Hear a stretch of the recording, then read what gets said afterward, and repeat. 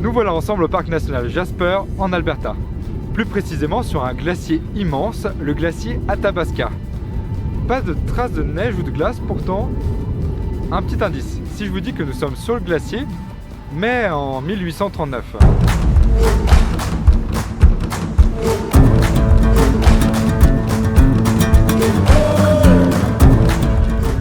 Venez visiter le glacier Athabasca, merveille naturelle de l'Alberta. Vous n'en croirez pas vos yeux. À seulement 2 semaines en voyage en canot depuis Toronto. Évidemment, c'est bien triste et pas forcément nouveau, mais un glacier, ça fond avec le réchauffement climatique de notre chère planète. Le glacier Athabasca n'y échappe pas et recule à un rythme de 5 mètres par année. Ce qui fait ce qui est aujourd'hui l'immense parking permettant aux voyageurs de le découvrir était autrefois, en 1839, le glacier.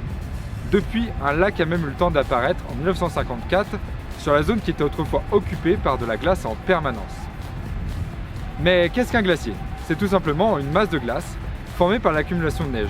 Sous l'effet de son propre poids, la neige se transforme peu à peu en glace en laissant s'échapper l'air contenu entre les flocons. Ce qui est intéressant, c'est que la masse de glace derrière moi n'est pas aussi immobile qu'il n'y paraît. La glace pouvant couler sous l'effet de la gravité, telle une sauce très épaisse. Cet écoulement a la propriété de changer énormément sur le temps l'aspect des paysages montagneux en participant à l'érosion ou le bris de roche. Revenons à notre cher glacier.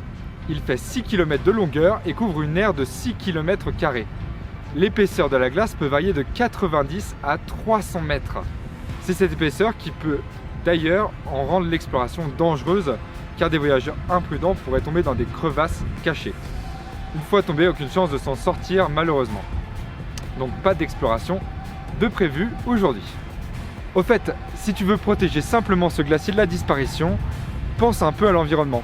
Des gestes simples existent pour changer et réduire ton empreinte carbone dans ta vie de tous les jours.